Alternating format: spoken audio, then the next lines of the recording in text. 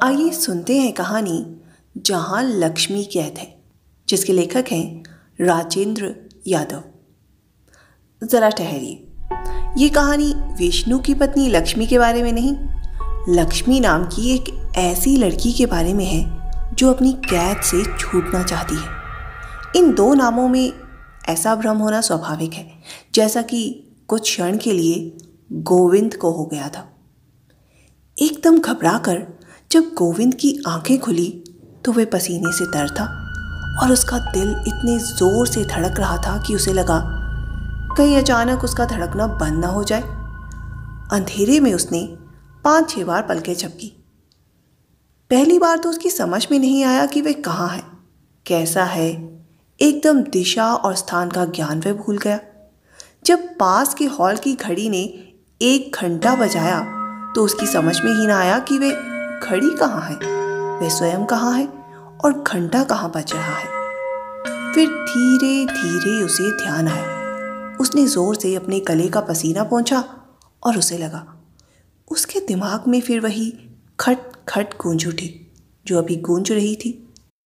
पता नहीं सपने में या सचमुच ही अचानक गोविंद को ऐसा लगा था जैसे किसी ने किवाड़ पर 3-4 बार खट खट की हो और बहुत गिड़गिड़ा कर कहा हो, मुझे निकालो, मुझे निकालो। और वह आवाज़ कुछ ऐसे रहस्य ढंग से आकर उसकी चेतना को कोंचने लगी कि वह बौखलाकर जाग उठा। सचमुच ही वह किसी की आवाज़ थी या महज उसका भ्रम। फिर उसे धीरे धीरे याद आया कि यह भ्रम ही था और वह लक्ष्मी के बारे में सोचता हुआ ऐसा अभिभूत सोया था कि वह स्वप्न में भी छाई रही। लेकिन वास्तव में यह आवाज़ कैसी विचित्र थी, कैसी साफ थी। उसने कई बार सुना था कि अमुक स्त्री या पुरुष से स्वप्न में आकर कोई कहता था, मुझे निकालो, मुझे निकालो। फिर वह धीरे धीरे स्थान की बात भी बताने लगता था और वहाँ खुदवाने पर कड़ाहे या हांडी में भरे भरे सोने चांदी के सिक्के या माया उसे मिली और वह देखते देखते माला माल हो गया। कभी कभी ऐसा भी हुआ है कि किसी अनधिकारी आदमी ने उस द्रव्य को निकलवाना चाहा तो उसमें कोड़ियाँ और कोयले निकले या फिर उसके कोड़ फूट आया या घर में कोई मृत्यु हो गई। कहीं इसी तरह धरती के नीचे से उसे कोई लक्ष्मी तो नहीं पुकार रही है। और वह बड़ी देर तक सोचता रहा। उसके दिमाग में फिर लक्ष्मी का किस्सा साकार होने लगा।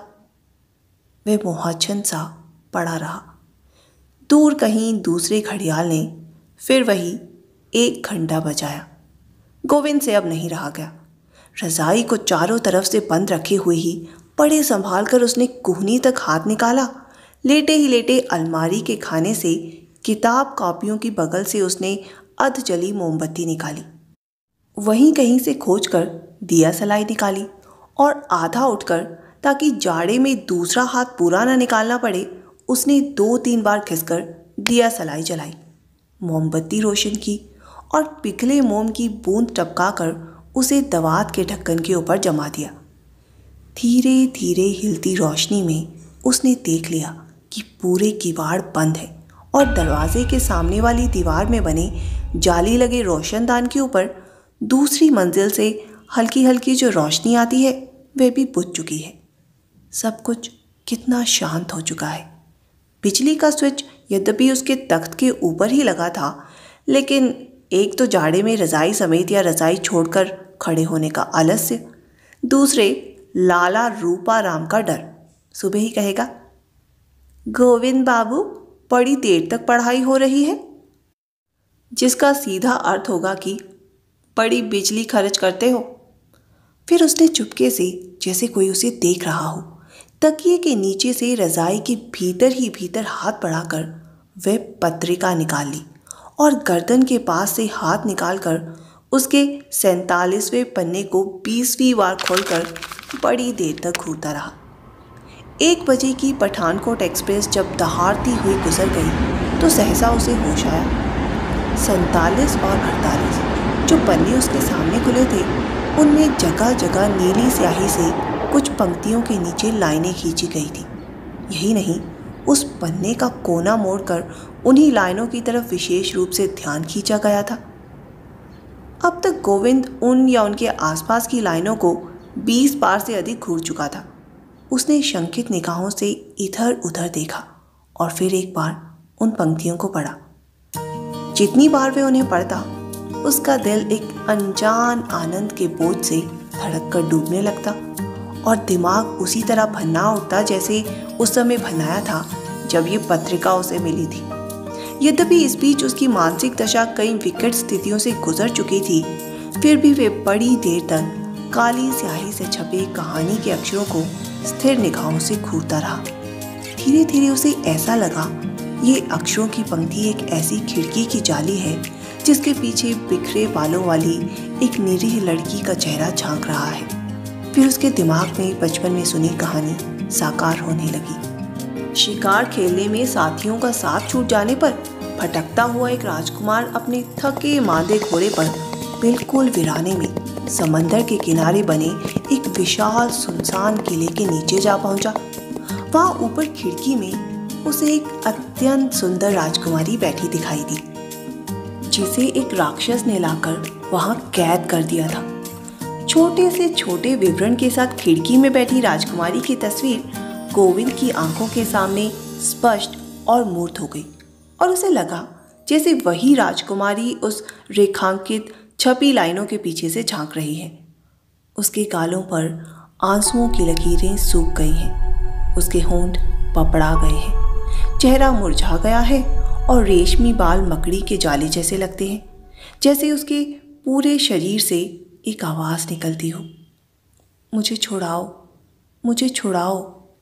गोविंद के मन में उस अनजान राजकुमारी को छुड़ाने के लिए जैसे रह रहकर कोई कुरेदने लगा। एक आध बार तो उसकी बड़ी प्रबल इच्छा हुई कि अपने भीतर रह रहकर कुछ करने की उत्तेजना को वो अपने तख्त और कोठरी की दीवार के बीच में बची 2 फुट चौड़ी गली में घूम घूम कर दूर कर दे। तो क्या सचमुच लक्ष्मी ने ये सब उसी के लिए लिखा है? लेकिन उसने तो लक्ष्मी को देखा तक नहीं। अगर अपनी कल्पना में किसी जवान लड़की का चेहरा लाए भी तो वह आखिर कैसी हो? कुछ और भी बातें थी। वह लक्ष्मी के रूप में एक सुंदर लड़की के चेहरे की कल्पना करते डरता था। उसकी ठीक शक्ल सूरत और उम्र भी तो नहीं मालूम उसे। गोविंद ये अच्छी तरह जानता था कि ये सब उसी के लिए लिखा गया है। ये लाइनें खींचकर उसी का ध्यान आकृष्ट किया गया है। फिर भी वह इस अप्रत्याशित बात पर विश्वास नहीं कर पाता था। वह अपने को इस लायक भी नहीं समझता था कि कोई लड़की इस तरह उसे संकेत करेगी।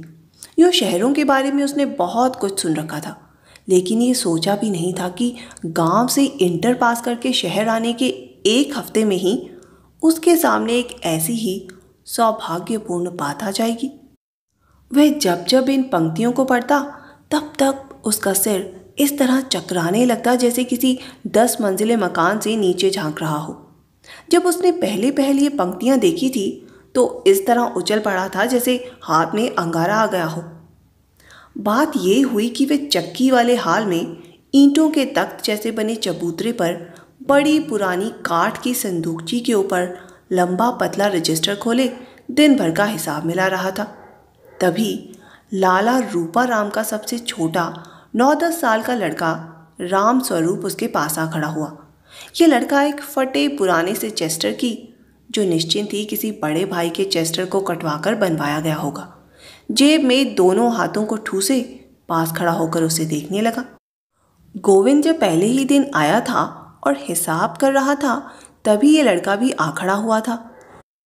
उस दिन लाला रूपा राम भी थे, इसीलिए सिर्फ ये दिखाने के लिए कि वह उनके सुपुत्र में भी काफ़ी रुचि रखता है, उसने उससे नियमानुसार नाम, उम्र और स्कूल क्लास इत्यादि पूछे थे। नाम राम स्वरूप, उम्र 9 साल, चुंगी प्राइमरी स्कूल में 4थे क्लास में पढ़ता था। फिर तो सुबह शाम गोविंद उस चेस्टर की छाया से ही जानने लगा। थोड़ी देर उसका लिखना ताकते रहकर लड़के ने चेस्टर के बटनों के कसाव और छाती के बीच में रखी पत्रिका निकालकर उसके सामने रख दी और बोला, मुंशी जी, लक्ष्मी जी ने कहा है हमें कुछ और पढ़ने को दीजिए।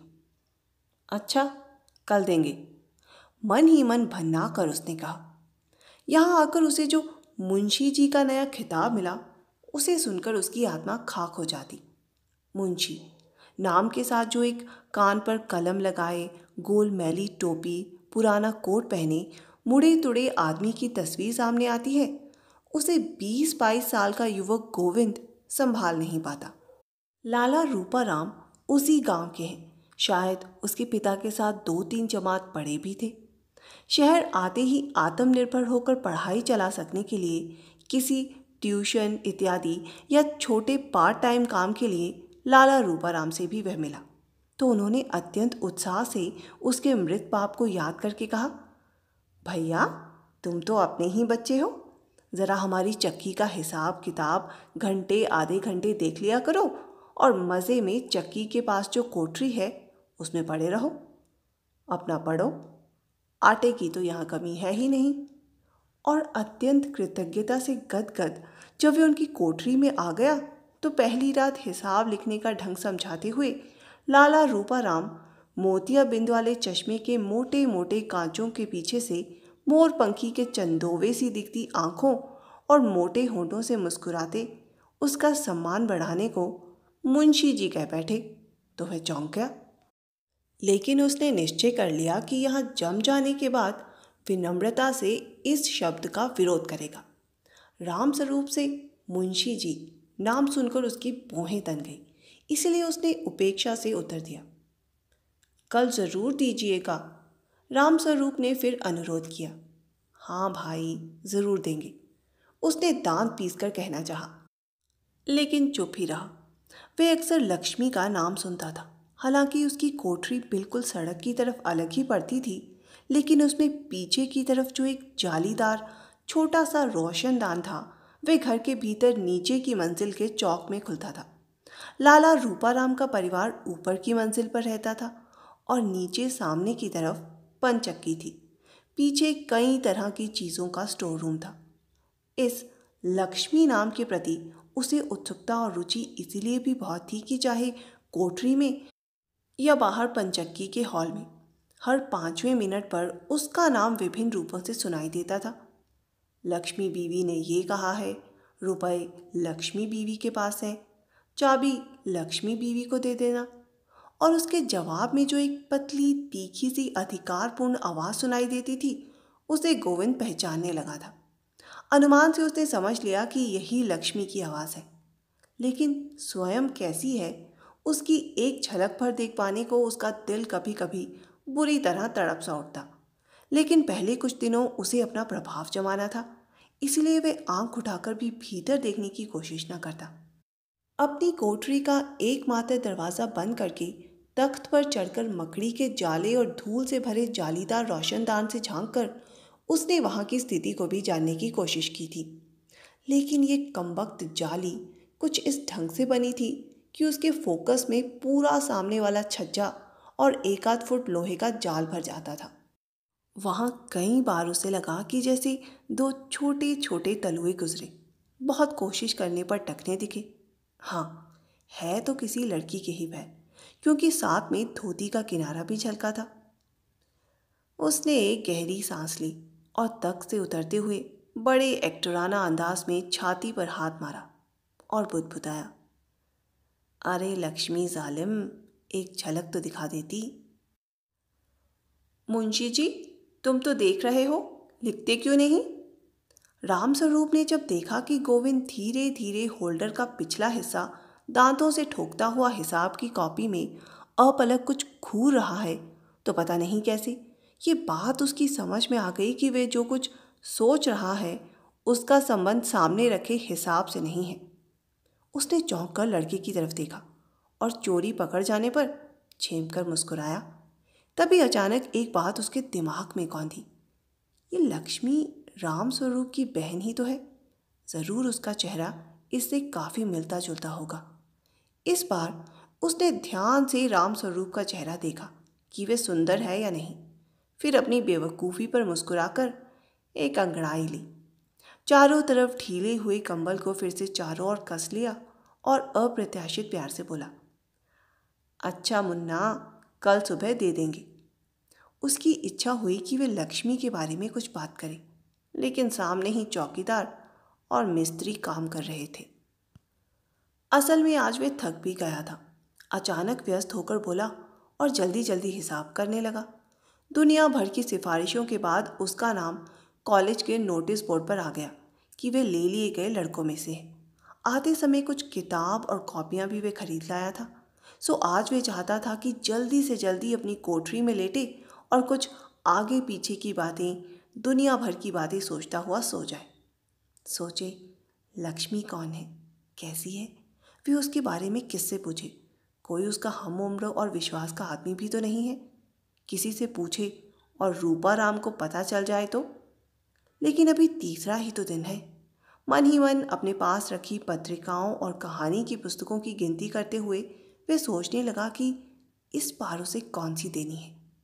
आगे जाकर जब काफ़ी दिन हो जाएंगे तो वे उसमें चुपचाप एक छोटा सा पत्र रख देगा जो किसी दोस्त के नाम लिखा गया होगा, या उसकी भाषा ऐसी होगी कि पकड़ में ना आ सके। भूल से चला गया, पकड़े जाने पर वे आसानी से कह सकेगा। उसे तो ध्यान भी नहीं था कि वे पर्चा इसमें रखा है। 20 जवाब है। अपनी चालाक बेवकूफ़ी की कल्पना पर वह मुस्कुराने लगा। जिसके विषय में वे इतना सब सोचता है, ये उसी लक्ष्मी के पास से आई हुई पत्रिका है। उसने इसे अपने कोमल हाथों से छुआ होगा। तकिए के नीचे सिरहाने भी रही होगी। लेटकर पढ़ते हुए हो सकता है सोचते सोचते छाती पर ही रखकर सो गई हो। और उसका तन मन गुदगुदा उठा। क्या लक्ष्मी उसके विषय में बिल्कुल ही न सोचती होगी? हिसाब लिखने की व्यस्तता में भी उसने गर्दन मोड़कर एक हाथ से पत्रिका के पन्ने पलटने शुरू कर दिए और एक कोना मुड़े पन्ने पर अचानक उसका हाथ ठिठक गया। ये किसने मोड़ा है? 1 मिनट में हजारों बातें उसके दिमाग में चक्कर लगा गई। उसने पत्रिका उठाकर हिसाब की कॉपी पर रख ली। मुड़ा पन्ना पूरा खुला था। छपे पन्ने पर जगह जगह नीली स्याही के निशान देखकर वह चौंक पड़ा। ये किसने लगाए हैं? उसे खूब अच्छी तरह ध्यान है, ये पहले नहीं थे। मैं तुम्हें प्राणों से अधिक प्यार करती हूँ। उसने एक नीली लाइन के ऊपर पढ़ा। ये क्या चक्कर है? वे एकदम जैसे बौखला उठा। उसने फौरन ही सामने बैठे मिस्त्री सलीम और दिलावर सिंह को देखा। वे अपने में ही व्यस्त थे। उसकी निगाह अपने आप दूसरी लाइन पर फिसल गई। मुझे यहाँ से भगा ले चलो। अरे, मैं फांसी लगाकर मर जाऊंगी। और गोविंद इतना घबरा गया कि उसने फट से पत्रिका बंद कर दी।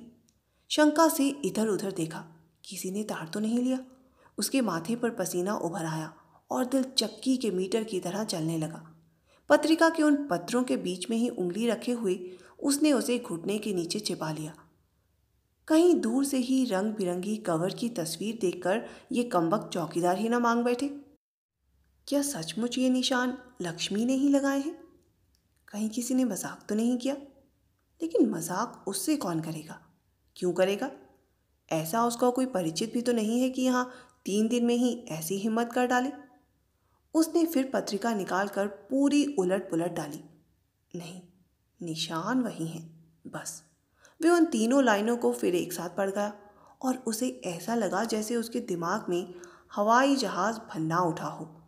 गोविंद का दिमाग चकरा रहा था, दिल धड़क रहा था और जो हिसाब वह लिख रहा था वह तो जैसे एकदम भूल गया। उसने कलम के पिछले हिस्से से कान के ऊपर खुजलाया, खूब आंखें गड़ाकर जमा और खर्च के खानों को देखने की कोशिश की। लेकिन बस नस नस से सन सन करती कोई चीज़ दौड़ी जा रही थी। उसे लगा उसका दिल फट जाएगा और आतिशबाजी के अनार की तरह दिमाग फट पड़ेगा। इस मधुर सत्य पर विश्वास नहीं होता। मैं चाहे उसे न देख पाया हूँ, उसने तो ज़रूर ही मुझे देख लिया होगा। अरे, ये लड़कियाँ बड़ी तेज़ होती हैं। गोविंद की इच्छा हुई अगर उसे इसी क्षण शीशा मिल जाए तो वे लक्ष्मी की आंखों से अपने को एक बार देखे, कैसा लगता है। लेकिन ये लक्ष्मी कौन है? विधवा, कुंवारी, विवाहिता, परित्यक्ता? क्या, कितनी बड़ी है? उसकी नस नस में एक ऐसी प्रबल मरोड़ सी उठने लगी कि वह अभी उठे और दौड़कर भीतर के आंगन की सीढ़ियों से धड़ाधड़ चढ़ता हुआ ऊपर आ पहुंचे। लक्ष्मी जहाँ भी, जिस कमरे में भी बैठी हो, उसके दोनों कंधे झकझोर कर पूछे, लक्ष्मी, लक्ष्मी, ये सब तुमने लिखा है? तुम नहीं जानती लक्ष्मी, मैं कितना अभागा हूँ। मैं कतई इस सौभाग्य के लायक नहीं हूँ। और सचमुच इस अप्रत्याशित सौभाग्य से गोविंद का हृदय इस तरह पसीज उठा कि उसकी आंखों से आंसू आ गए। डोरी से लटकते हुए बल्ब को अपलक देखता हुआ वे अतीत और भविष्य की गहराइयों में उतरता चला गया। फिर उसने धीरे से अपनी कोरों में भरे आंसुओं को उंगली पर लेकर इस तरह झटक दिया जैसे देवता पर चंदन चढ़ा रहा हो। उसका ढीला पड़ा हाथ अभी पत्रिका के पन्ने को पकड़े था। एक बार फिर उसने उन पंक्तियों को देखा। मान लो लक्ष्मी उसके साथ भाग जाए, कहाँ जाएंगे वे लोग, कैसे रहेंगे, और उसकी पढ़ाई का क्या होगा? बाद में पकड़ लिए गए तो? लेकिन आखिर ये लक्ष्मी है कौन? लक्ष्मी के बारे में प्रश्नों का एक झुंड उसके दिमाग पर टूट पड़ा, जैसे शिकारी कुत्तों का बाड़ा खोल दिया गया हो या एक के बाद एक सिर पर हथौड़े की कोई चोटें कर रहा हो। बड़ी निर्ममता और क्रूरता थी, जैसे छत पर से अचानक गिर पड़ने वाले आदमी के सामने सारी दुनिया एक झटके के साथ एक क्षण में चक्कर लगा जाती है। उसी तरह उसके सामने सैकड़ों हजारों चीजें एक साथ चमककर गायब हो गई। अचानक बेंत की खटखट से चौंक कर उसने जो आंखों के आगे से हाथ हटाए तो देखा लाला रूपाराम चले आ रहे हैं। अरे कमबख्त, बैठे हुए देख तो नहीं लिया? उसने झट पत्रिका को घुटने के नीचे और भी सरका लिया और सामने फैले पुर्जों पर आंखें टिकाकर व्यस्त हो उठा। मिस्त्री और चौकीदार की कुसुर पुसुर बंद हो गई। गली पार करके लाला रूपाराम ने प्रवेश किया। जब लाला रूपाराम पास आ गए तो उसने उनके सम्मान में चेहरे पर चिकनाई वाली मुस्कान लाकर उसकी ओर देखते हुए स्वागत किया। ईंटों के चबूतरे पर लगभग 200 स्याही के दाग और छेद वाली दरी पर राम स्वरूप के उनसे सटकर खड़े होने से एक मोटी सी सिकुड़न पड़ गई थी। उसे हाथ से ठीक करके उसने कहा, लाला जी यहाँ बैठिए। लाला जी हाँफते हुए बिना बोले ही इशारा कर दिया कि नहीं, वे ठीक है, और वे टीन की कुर्सी पर ही उसकी ओर मुंह करके बैठ गए और हाँफते रहे। असल में उन्हें सांस की बीमारी थी और वे हमेशा प्यासे कुत्ते की तरह हाँफते रहते थे। उनके यहाँ आ बैठने से एक बार तो गोविंद कांप उठा। कहीं कमबख्त को पता तो नहीं चल गया, कहीं कुछ पूछने ताछने ना आया हो। हालांकि लाला रूपाराम इस समय खा पीकर एक बार चक्कर जरूर लगाते थे, लेकिन उसे विश्वास हो गया कि हो ना हो बुढ़ा ताड़ गया है। उसका दिल धसक गया। रूपाराम अभी हाफ रहे थे। गोविंद सिर झुकाए ही हिसाब किताब जोड़ता रहा। आखिर स्थिति संभालने की दृष्टि से उसने कहा, लाला जी आज मेरा नाम ना कॉलेज में आ गया। अच्छा, लाला जी ने खांसी के बीच में ही कहा। वे एक हाथ से डंडे को धरती पर टेके थे और दूसरे हाथ में कलाई तक गोमुखी बंधी थी, जिसके भीतर उंगलियां चला चला कर वे माला घुमा रहे थे और उनका वे हाथ टोंटा सा लग रहा था। वातावरण का बोझ बढ़ता ही जा रहा था कि एक घटना हो गई। उन्होंने सांस इकट्ठी करके कुछ बोलने को मुंह खोला ही था कि भीतर आंगन का लोहे का जाल भयंकर रूप से झंझना उठा, जैसे कोई बहुत ही भारी चीज ऊपर से फेंक दी गई हो, और फिर जोर से बजती हुई खनखनाती कड़छी जैसी चीज आ गिरी। उसके पीछे चिमटा, गंडासी, और फिर तो ऐसे ऐसे लगा जैसे बाल्टी, कड़ाही, तवा इत्यादि निकलकर लोहे के जाल पर फेंके जा रहे हैं और पानी और छोटी मोटी चीजें नीचे गिर रही हैं। उसके साथ कुछ ऐसा कोलाहल और कोहराम भीतर सुनाई दिया जैसे आग लग गई हो। गोविंद झटक कर सीधा हो गया। कहीं सचमुच आग वाग तो नहीं लग गई? उसने प्रश्न सूचक दृष्टि से चौंक कर लाला जी की तरफ देखा और वह आश्चर्य से अवाक रह गया। लाला जी परेशान जरूर दिखाई देते थे, लेकिन कोई भयंकर घटना हो गई है और उन्हें दौड़कर जाना चाहिए ऐसी कोई बात उनके चेहरे पर नहीं थी। मिस्त्री और चौकीदार दोनों बड़े दबे व्यंग्य से एक दूसरे को देखते मुस्कुराते लाला जी की ओर निगाहें फेंक रहे थे। किसी को कोई खास चिंता नहीं थी। भीतर कोलाहल पड़ रहा था, चीजें फिक रही थी और लोहे का जाल खड़खड़ाहट खनखनाहट गूंजता जा रहा था। आखिर ये हो क्या रहा है? उत्तेजना से उसकी पसलियां तड़कने को हो आई। वे लाला जी से ये पूछने ही वाला था कि ये क्या है, तभी बड़े कष्ट से हाथ की लकड़ी पर सारा जोर देकर वे उठे और खिसकते से जहां से आए थे उसी गली में चले गए। जाते हुए उलटकर धीरे से उन्होंने किवाड़ बंद कर दिए। मिस्त्री और चौकीदार ने मुक्त होकर बदन ढीला किया, एक दूसरे की ओर देखकर मुस्कुराए, खंखारा और फिर एक बार खुलकर मुस्कुराए। लाला जी का पीछा करती गोविंद की निगाह जब उन लोगों की ओर मुड़ गई तो उससे रहा नहीं गया और वह खड़ा हो गया। मुर्गे के पंखों की तरह कंबल को बाहों पर फड़फड़ाकर उसने लपेटा और उस पत्रिका को देखता हुआ चबूतरे से नीचे उतर आया। थोड़ी देर यूं ही असमंजस में खड़ा रहा कि उस गलियारे के दरवाजे तक गया कि कुछ दिखाई सुनाई दे। कोलाहल में 4-5 आवाजें एक साथ किवाड़ की दरार से घुटी घुटी सुनाई दी और उनमें सबसे तेज आवाज वही थी जिसे वे लक्ष्मी की आवाज समझता था। हे भगवान, क्या हो गया? कोई कहीं से गिर पड़ा, आग लग गई, सांप बिच्छू ने काट लिया? लेकिन जिस तरह वे लोग बैठे देख रहे थे उससे तो ऐसा लगता था जैसे ये कोई खास बात नहीं है। कमबख्त, किवाड़ क्यों बंद कर रखा? इस वक्त लोहे का जाल इस तरह धमाधम बज रहा था जैसे उस पर कोई तांडव नृत्य कर रहा हो। उसे ऊंची चीखती महीन आवाज में वे नारी कंठ, जिसे वे लक्ष्मी की आवाज समझता था, इतनी तेज और जोर से बोल रहा था कि लाख कोशिश करने पर भी कुछ समझ नहीं आ रहा था। परेशान क्यों हो रहे हो बाबूजी? चौकीदार की आवाज सुनकर वह एकदम सीधा खड़ा हो गया। मुस्कुराता हुआ वह कह रहा था, आज चंडी चेत रही है। उसकी इस बात पर मिस्त्री हंसा। गोविंद पूरी तरह झुंझला उठा। कोई इतनी बड़ी बात घटना हो रही है और ये बदमाश इस तरह मजा लूट रहे हैं। फिर भी वे अत्यंत चिंतित और उत्सुक सा उधर मुड़ा। इस बड़े कमरे या हॉल में हर चीज पर आटे का महीन पाउडर छाया हुआ था।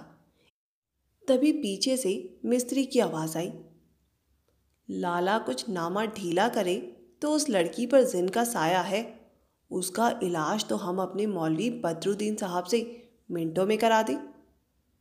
गोविंद का माथा ठनका। लाला की किसी लड़की पर क्या कोई देवी आती है? उसे अपने गांव की एक ब्राह्मणी विधवा तारा का एकदम ध्यान हो आया। उसे भी जब देवी आती थी तो घर के बर्तन उठा उठा कर फेंकती थी। उसका सारा बदन ऐंठने लगता था और मुंह से झाग आने लगते थे। गर्दन मरोड़ खाने लगती थी और आंखें और जीभ बाहर निकलने लगती थी। कौन लड़की है लाला की? लक्ष्मी? लक्ष्मी तो नहीं, भगवान करे लक्ष्मी ना हो। उसका दिल आशंका से डूबने सा लगा। उसने सुना, कोलाहल शांत हो गया और कहीं दूर से रह रहकर एक हल्की रोने की आवाज़ भर सुनाई देती थी। शायद किसी को दौरा वोरा ही आ गया है, तभी तो ये लोग निश्चिंत हैं। गोविंद को सुनाकर चौकीदार बोला, ना माँ, तुम भी यार मिस्त्री, किसी दिन बेचारे बुढ़े का हार्ट फेल कराओगे। और बेटा, इस जिन का इलाज तुम्हारे मौलवी के पास नहीं है, समझे? वे तो हवा ही दूसरी है। आओ बाबूजी, बैठो। चौकीदार ने बैठे बैठे स्टूल की तरफ इशारा किया। असल में ये गोविंद को बाबूजी ज़रूर कहता था, लेकिन उसका विशेष आदर नहीं करता था। एक तो गोविंद कस्बे से आया था और उसे शहर में चौकीदारी करते हो चुके थे नकद 20 साल। दूसरे वे फौज में रहा था और कैरों तक घुमाया था। उम्र, अनुभव, तहजीब, सभी में वे अपने को गोविंद से ज़्यादा ही समझता था। लेकिन गोविंद को इस समय इन सब का ध्यान नहीं था। उसने स्टूल से टिककर ज़रा सहारा लेते हुए चिंतित स्वर में पूछा, क्यों भाई, ये शोरगुल क्या था? क्या हो रहा था? शायद उसकी जिज्ञासु व्याकुलता से प्रभावित होकर ही मिस्त्री बोला, अजी कुछ नहीं, लाला की बड़ी लड़की जो है ना, उसे मिर्गी का दौरा आता है। कोई कहता है उसे हिस्टीरिया है, पर हमारा तो क्या सी है बाबूजी, दौरा वारा कुछ नहीं, उस पर किसी जिन का साया है। उस बेचारी को तो कुछ होश रहता नहीं। विधवा है? जल्दी से बात काटकर गोविंद थक थक करते दिल से पूछ बैठा, हाय लक्ष्मी ही ना हो। बीड़ी के लंबे कश के धुएं को लील कर इस बार चौकीदार जबरदस्ती गंभीर बनकर बोला, अजी, इसने उसकी शादी ही कहाँ की है? नाम क्या है? गोविंद से नहीं रहा गया। लक्ष्मी। लक्ष्मी? उसके मुंह से निकल गया और जैसे एकदम उसकी सारी शक्ति किसी ने सोख ली हो, जिज्ञासा और उत्तेजना से तना शरीर ढीला पड़ गया। चौकीदार इस बार अत्यंत ही रहस्यमय ढंग से हंसा, जैसे कह रहा हो, अच्छा तुम भी जानते हो। गोविंद के मन में स्वाभाविक प्रश्न उठा, उसकी उम्र क्या है? लेकिन चौकीदार ने पूछा, तो सचमुच बाबूजी आप इनके घर के बारे में कुछ भी नहीं जानते? नहीं तो भाई, मैंने बताया तो, मैं इनके बारे में कुछ भी कतई नहीं जानता। तो बाबूजी सुनिए, ये हमारा लाला शहर का मशहूर कंजूस और मशहूर रईस है। इसकी ये चक्की है ना, इस पर हज़ारों मन आटा पिसता है। वैसे भी 200-250 मन तो कम से कम पिसता ही है रोज़। अफसरों और क्लर्कों को कुछ खिला पिलाकर लड़ाई के ज़माने में इसे मिलिट्री के कुछ ठेके मिल ही जाते थे। आप जानो, मिलिट्री का ठेका तो जिसके पास आया सो बना। आप उन दिनों देखते, लक्ष्मी फ्लोर मिल के हल्ले, बोरे यूं चुने रहते थे जैसे मोर्चे के लिए बालू भर भर कर रख दिए हों। उसमें इसने खूब रुपया पीटा, मिलिट्री के गेहूं बेच दिए औने पौने भाव में और रद्दी सस्ते वाले खरीद कर कोटा पूरा किया। इसके अलावा एक बहुत बड़ी साबुन की फैक्ट्री और काफ़ी बड़ा जूतों का कारखाना भी इसका है। उसे उसके बेटे संभालते हैं। 25-30 रिक्शे और 5 मोटर ट्रक चलते हैं। 10-12 से ज़्यादा इसके मकान हैं जिनका किराया आता है। रुपए सूद पर देता है। गांव में काफ़ी ज़मीन इसने ले रखी है। एक काम है साले का, इतना तो हमें पता है। बाकी इसकी असली आमदनी तो कोई नहीं जानता। कुछ ना कुछ करता ही रहता है। भगवान जाने, रात दिन किसी न किसी तिकड़म में लगा रहता है। करोड़ों का आसामी है। और सबसे ताजुब की बात तो ये है कि अब सिर्फ 25-26 साल में जमा की हुई रकम है।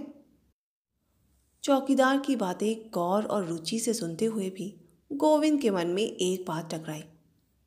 लक्ष्मी को दौरे आते हैं, कहीं ऐसा तो नहीं कि उसने जो ये निशान लगाकर भेजे हैं ये भी दौरे की दशा में ही लगाए हों और उनका कोई विशेष गहरा अर्थ ना हो।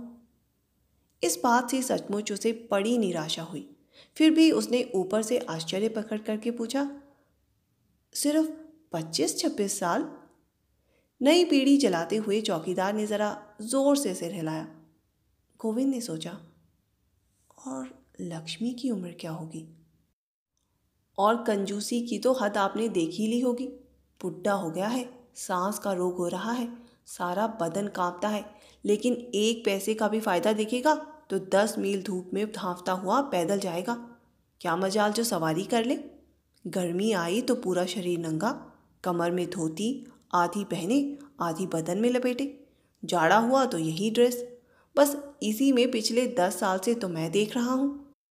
कभी किसी मकान की मरम्मत ना कराना, सफ़ेदी सफाई ना कराना और हमेशा यही ध्यान रखना कि कौन कितनी बिजली खर्च कर रहा है, कहाँ बेकार नल या पंखा चल रहा है। लड़का है सो उसे मुफ्त के चुंगी के स्कूल में डाल दिया है, लड़की घर पर बिठा रखी है। एक एक पैसे के लिए घंटों रिक्शों वालों, ट्रक वालों से लड़ना, बहस करना और चक्की वालों की नाक में दम रखना। उन्हें दिन रात ये सिखाना कि किस चालाकी से आटा बचाया जा सकता है। 20 रुपए का आटा रोज़ होटल वालों को बिकता है, सो अलग। जिस दिन से चक्की खुली है, घर के लिए तो आटा बाजार से आया ही नहीं। आप विश्वास कीजिए, कम से कम 12-15 हज़ार की आमदनी होगी इसकी। लेकिन सूरत देखिए, मक्खियाँ भिन भिनाती रहती हैं। किसी आने जाने वाले के लिए एक कुर्सी तक नहीं, पान सुपारी की तो बात ही दूर है। कौन कह देगा कि ये पैसे वाला है? ये उम्र होने आई, सुबह से शाम तक बस पैसे के पीछे। हाय हाय, दुनिया के किसी और काम से मतलब ही नहीं। सभा हो, सोसाइटी हो, हड़ताल हो, छुट्टी हो, कुछ भी हो, लेकिन लाला रूपाराम अपनी ही धुन में मस्त। नौकरों को कम से कम देना पड़े, इसलिए खुद ही उनके काम को देखता है। मुझसे तो कुछ इसलिए नहीं कहता कि मुझ पर थोड़ा विश्वास है। दूसरे मेरी ज़रूरत सबसे बड़ी है, लेकिन बाकी हर नौकर रोता है इसके नाम को। और मज़ा ये कि सब जानते हैं कि झक्की है, कोई इसकी बात को ध्यान से सुनता नहीं। बाद में सब इसका नुकसान करते हैं। आसपास के सभी हंसते और गालियाँ देते हैं। बच्चे कितने हैं? चौकीदार को इन बेकार की बातों में बहकता देखकर गोविंद ने सवाल किया। इसके बच्चे हैं 4, बीवी मर गई, बाकी किसी नातेदार रिश्तेदार को झांकने नहीं देता। ऊपर कोई नौकर भी नहीं है, बस एक मरी मराई सी बुढ़िया पाली है। लोग बड़े भाई की बीवी बताते हैं, बस वही सारी देखभाल करती है, और तो किसी को मैंने साथ देखा नहीं। खुद 3 लड़के और 1 लड़की। बड़े 2 लड़के तो साथ नहीं रहते। हाँ, वे लोग अलग ही रहते हैं। दिन में एक आध चक्कर लगा जाते हैं। एक जूते का कारखाना देखता है, दूसरा साबुन की फैक्ट्री संभालता है। इस साले कौन पर भी विश्वास नहीं है। पूरे कागज पत्तर हिसाब किताब अपने पास ही रखता है। नियम से शाम को वहाँ जाता है वसूली करने। लेकिन लड़के भी बड़े तेज हैं, ज़रा शौकीन तबीयत पाई है। इसके मरते ही देख लेना मिस्त्री, वे इसकी सारी कंजूसी निकाल डालेंगे। फिर याद करके बोला, और क्या कहा तुमने? साथ रहने की बात। सो भैया, जब तक अकेले थे तब तक तो कोई बात नहीं, लेकिन अब तो उनकी बीवियाँ आ गई हैं ना, एक आध बच्चा भी आ गया है। सो उसे दिन भर गोदी में लटकाए फिरता है।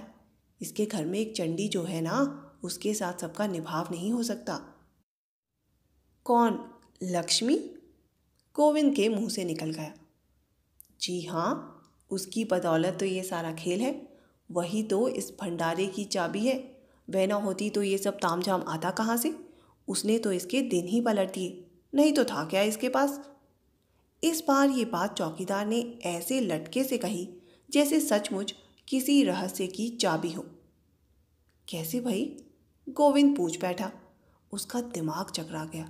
ये क्या विरोधाभास है? एक पल को उसके दिमाग में आया, कहीं ये रुपया कमाने के लिए तो लक्ष्मी का उपयोग नहीं करता? राक्षस, चांडाल। उसकी व्याकुलता पर चौकीदार फिर मुस्कुराया और बोला, बाप तो इसका ऐसा रईस था ही नहीं, फिर वे कच्ची गृहस्थी छोड़कर मर गया था। ज़्यादा से ज़्यादा 1000 रुपया दोनों भाइयों के पल्ले पड़ा होगा। शादियां दोनों की हो चुकी थी। कुछ कारोबार खोलने के लिए विचार से ये सट्टे में अपने रुपए दूने चौगने करके पहुंचा तो सारे गवा बैठा। बड़े भैया रोचू राम ने एक पंचक्की खोल डाली। पहले तो उसकी भी हालत डावाडोल रही थी, लेकिन सुनते हैं जब से उसकी लड़की गौरी पैदा हुई उसकी हालत संभलती ही चली गई। ये उसी के यहाँ काम करता था, मियाँ बीवी वहीं पड़े रहते। ऐसा कुछ उस लड़की का पांव आया कि लाला रोचू राम सचमुच के लाला हो गए। इन लोगों के बड़े बूढ़ों का कहना था कि लड़की उनके खानदान में भगवान होती है। अब तो ये अपना लाला कभी इस ओझा के पास जा, कभी उस पीर के पास जा, कभी इसकी मानता, कभी उसका संकल्प। दिन रात बस यही कि हे भगवान, मेरे भी लड़की हो। और पता नहीं कैसे भगवान ने सुन ली और लड़की हो गई। आप विश्वास नहीं करेंगे, फिर तो सचमुच ही रूपा राम के नक्शे बदलने लगे। पता नहीं गढ़ा हुआ मिला या छप्पर फाड़ कर मिला। लाला रूपा राम के सितारे फिर गए।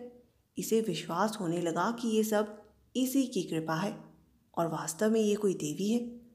उसने उसका नाम लक्ष्मी रखा और साहब कहना पड़ेगा, सचमुच लक्ष्मी बनकर आई। थोड़े दिनों में ही लक्ष्मी फ्लोर मिल अलग बन गई। अब तो इसका ये हाल कि मिट्टी भी छू दे तो सोना बन जाए और कंकड़ को उठा ले तो हीरा दिखे।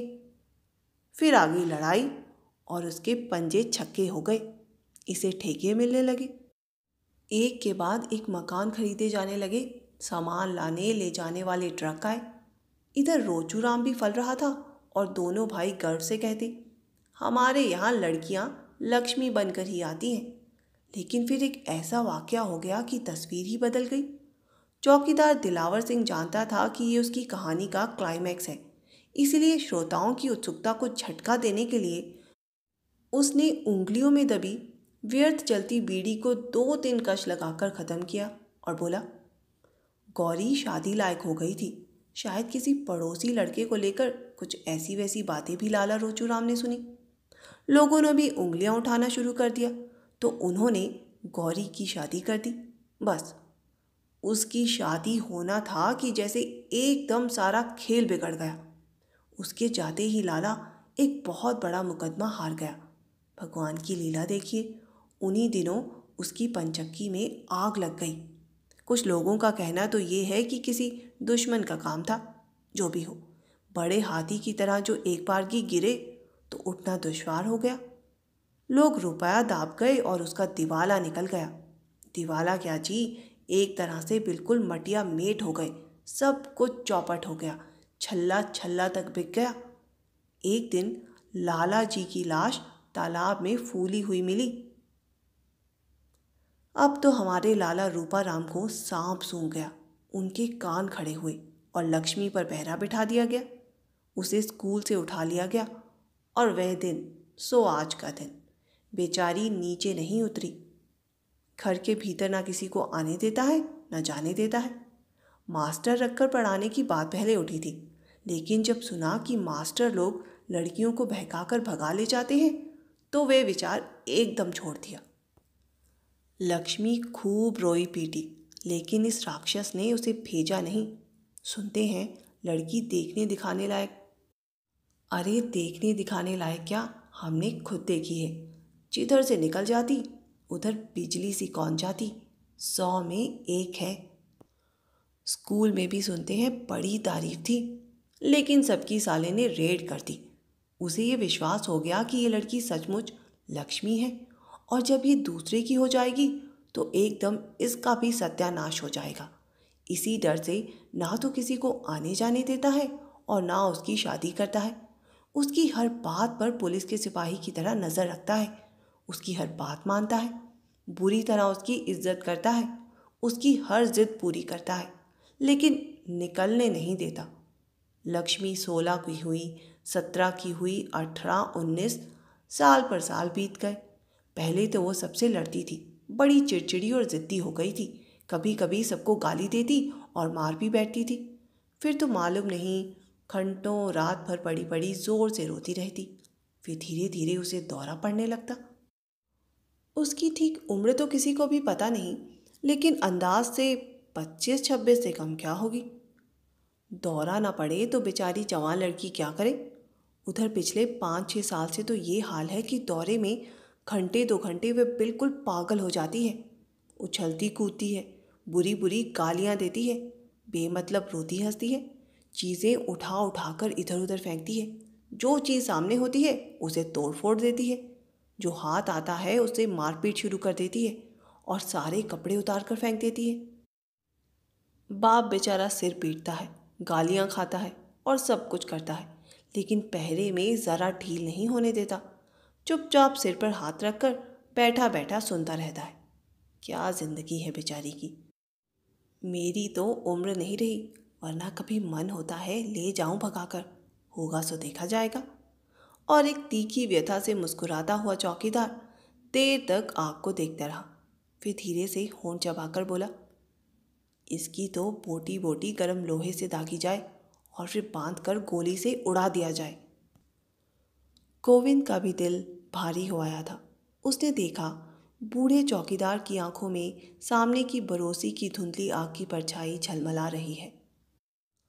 आधी रात को अपनी कोठरी में लेटे लक्ष्मी के बारे में सोचते हुए मोमबत्ती की रोशनी में उसकी सारी बातों का एक एक चित्र उसकी आंखों के आगे साकार हो आया, और फिर उसने अंधकार की प्राचीरों से घिरी गरम गरम आंसू बहाती मोमबत्ती की धुंधली रोशनी में रेखांकित पंक्तियां पढ़ी।